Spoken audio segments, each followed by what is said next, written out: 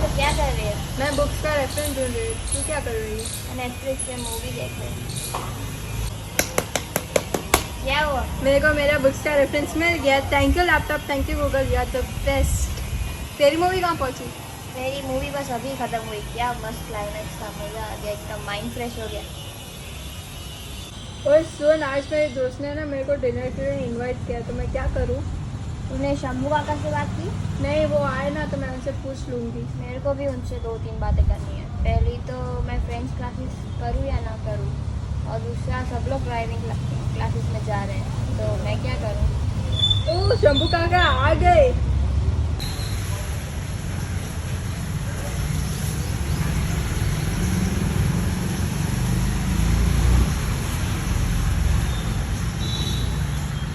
थोड़ा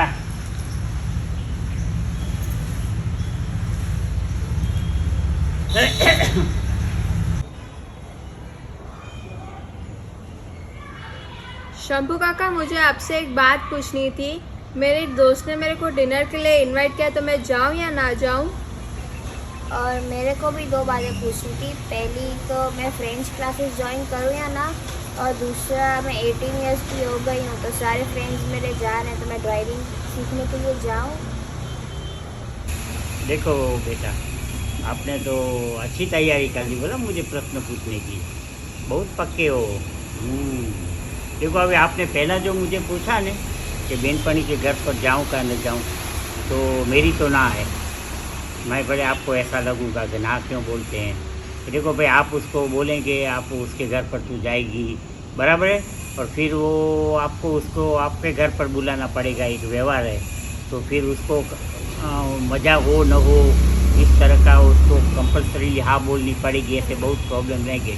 तो मैं तो बोलता हूँ कि खाने के लिए जाना नहीं और उसको बुलाना भी नहीं बेटा, समझे। और दूसरा अभी आपका प्रश्न वो है कि मैं फ्रेंच सीखूं कि नहीं सीखूं। अभी फ्रेंच के क्लास में ऐसा है, देखो आपकी लैंग्वेज है क्या, गुजराती और हिंदी राष्ट्रभाषा हमारी, बराबर है। दूसरी लैंग्वेज सीखने की क्या ज़रूरत है? हमारे ज़माने में गाँव में ऐसा कोई दूसरी लैंग्वेज सीखते ही नहीं थे, तो मेरी तो इसमें भी ना है। रही बात तीसरी, अभी देखो सुनो, जो आपने बोला ड्राइविंग का, अभी 13 साल तूने बोला कि अभी 18 वर्ष मेरे पूरे हुए हैं, तो अभी तो 18 वर्ष अभी पूरे हैं, सारी लंबी जिंदगी पड़ी है, तो उसका और क्या है? अब क्यों करें जल्दी जल्दी 18 ईयर्स पूरे हुए, आज रात को 12 बजे के बाद ही गाड़ी सीखने का, परसों लाइसेंस ले लूँ, जल्दी जल्दी करूँ सीखूँ, तो मेरी तो इसमें भी ना है। बोल राजी के नहीं, बोल बोलो इस तरह, मेरी तो तीनों की ना है। फिर तो आप जो समझो ही, नहीं तो मैंने आपको बोला कि भाई मेरी ना है। ओके यार, शंभू काका ने तो गजब कर दिया। वही सोच रही थी, पहले तो तीनों क्वेश्चन का नाम बोल दिया, मेरे को शंभू काका एक में तो हाँ बोलेंगे। और ऐसे ही चले गए हमको कुछ बोले बिना। हमको अब शंभू काका को कन्विंस करने के लिए कुछ तो करना पड़ेगा, सोचना पड़ेगा कुछ। तिलक सर आ गए। तिलक सर आ गए। फ्रेंड्स, अगले हिस्से में आपने देखा निर्दोष बच्चे वर्जिन माइंड से जो कुछ भी पूछ रहे थे शंभू काका को, शंभू काका सब में ना। शंभू काका को पूछा गया तो बेनपणी के घर खाने जाऊं न जाऊं, शंभू काका ने बहुत नेगेटिव माइंड से जवाब दे दिया कि भाई क्या जरूर है, आप जाओगे तो वो आएगी, इसलिए सबको तकलीफ रहेगी, मत जाओ। एक दूसरी बच्ची ने पूछा कि मैं फ्रेंच का क्लास करूं या ना करूं। उन्होंने पूछ लिया कि अभी हमारी लैंग्वेज राष्ट्रभाषा हिंदी है, गुजराती है, हम गुजरात में रहते हैं, तो क्यों ज़रूर है हम दूसरी भाषाओं, फ्रेंच ने सब इंग्लिश, बाहर की भाषाएं सीखने की, यूरोप की भाषाएं सीखने की, हमारा ये बराबर है, क्यों ज़रूर है, हम तो ऐसा कुछ करते ही नहीं थे। तीसरा ड्राइविंग का पूछा, मैं सीखूँ कि या नहीं सीखूँ। अभी तो शंभू काका ने बोला कि 18 साल की हुई हो, अभी क्या उतावड़ है, सारी जिंदगी पड़ी है। तो देखो बच्चे, इसमें क्या हो गया, वो फ्रेंच का सीखना साथ एक ही लैंग्वेज में, वो फ्रॉग इन द वेल की तरह, कुएं के डेटके की तरह माइंड की सोच चलती रहती है, राइट। दूसरे में ड्राइविंग का पूछा गया तो हमारे में यहाँ तो कुछ करते नहीं थे, अपने भूतकाल को बेस बनाकर बस उस सोच में ही डूबे रहते हैं। तीसरा आपने क्या पूछा था, बेनपणी के घर पर जाऊँ कि नहीं जाऊँ, तो ना बोल दिया। तो नेटवर्क जो हम आज के ज़माने में बढ़ाना चाहते हैं, तो वहाँ उन्होंने कट कर दिया। इसको क्या बोलते हैं? सोच का एक प्रकार। अब ये प्रकार इस तरह की सोच का क्यों आया? कारण कि वो उन्होंने बेस बनाया भूतकाल को, अपने पास्ट को। हम तो ऐसा नहीं करते थे, राइट। दूसरा उन्होंने सोच का बेस क्या लिया कि अभी तो छोटी उम्र है, बड़ी उम्र पड़ी है, भविष्य काल का बेस लिया कि अभी तो बड़ी उम्र पड़ी है, बाद में सीखेंगे, अभी सीखने की क्या जरूरत है। तीसरा उसने बेस क्या बनाया? जो उसका इसका ड्राइविंग वाला की बात हुई थी, लंबी जिंदगी की बात की, बेनपड़ी वाली बात की, तो उसमें नेटवर्क की खामी दिखाई आई। तो ये सभी जुड़ी जुड़ी सोचों में सब में आउटपुट क्या आता था? Negative, right. तो अभी एक ऐसा क्यों हुआ? कारण कि उन लोगों का जो बेस था ना माइंड की सोच का, वो सब related either to the past और टू द फ्यूचर और नॉट टू द प्रेजेंट। अभी आप जमाने में अगले हिस्से में हमने देखा बच्चे कितने आधुनिक हैं, they are running with the time. दोनों बच्चे लैपटॉप पर बैठ रहे थे, निर्दोष आनंद कर रहे थे।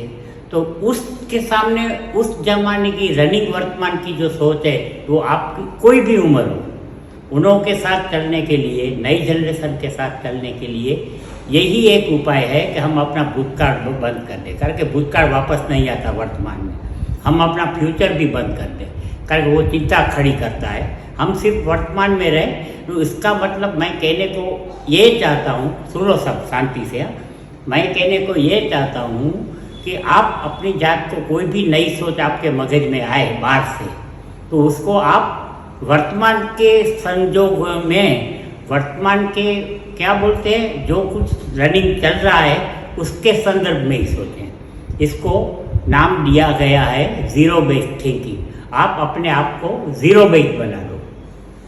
No past, no future, only present. अपने माइंडसेट में जो कुछ खराब अनुभव है वो सब निकाल लो। अरे इवन मैं तो ये बोलता हूँ जो अच्छे अनुभव है वो भी भूल जाओ। अभी क्या है, व्हाट इज टुडे, अभी का क्या संजोग है, अभी का उस पर ही सोचो। जिसको जीरो बेस्ड थिंकिंग का कॉन्सेप्ट मैंने खुद नहीं निकाला है, मैंने उसकी एक गुजराती में बुक भी लिखी है, जबकारा जिसका नाम है।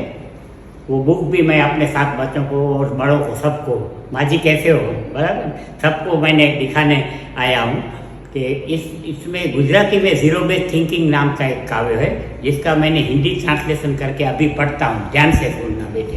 एक मोस्ट इम्पोर्टेंट लाइफ में क्या है, ये जीरो बेस को जीरो कर दो।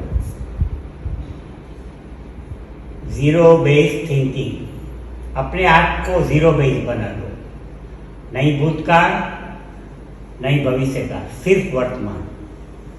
थिंकिंग की ये प्रक्रिया आपको बड़ी काम आएगी। आप एकदम वर्जिन थिंकर हो जाएंगे।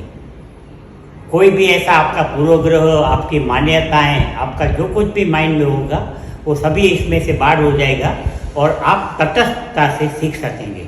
अभी मेरी गुजराती कविता को मैंने हिंदी में ट्रांसलेट किया, वो मैं आपको फट के सुनाता हूँ, आपको मजा आएगा। जीरो बेस्ड थिंकिंग इस कविता का टाइटल है। सोच से सब उत्पन्न, सोच की शक्ति अपार, आज किया डिसाइड, हो जाए सोच पर ही सोच। तो ब्रह्मांड ने दी नई सोच कि शुद्ध मन से, तटस्थ भाव से क्यों न हम जी लें शुभ सोच। सोच आती है ब्रह्मांड से, लेकिन जी लें हम इसे हमारे दिमाग से। फिर करता है प्रक्रिया इस पर, शुभ अशुभ ख्यालों से भरा हमारा दिमाग। आने वाली सोच है तटस्थ, जैसे गंगोत्री पर की गंगा। हमारे माइंडसेट से वही सोच बन जाती है, जैसे शहर की दूषित गंगा। फेंक डाले इस मगज में भरे ख्यालों को, हमारे इस ख्यालों से भरे माइंडसेट को। ब्रह्मांड से आई आकाशी सोच को करें हम अमल, हम वही तटस्थता से। न सोचें भूतकाल को, न चिंता करें भविष्य की। मतलब बन के जीरो बेस रहें सिर्फ वर्तमान में। तो ये शुभ आकाशी सोच वैसे ही रहेगी शुभ हमारे दिमाग में, हमारे मगज में। तिलक का ये जीरो बेस्ड थिंकिंग करेगा मूल्य वृद्धि ही जगत में। तो अभी से ये नियम ही कर लो।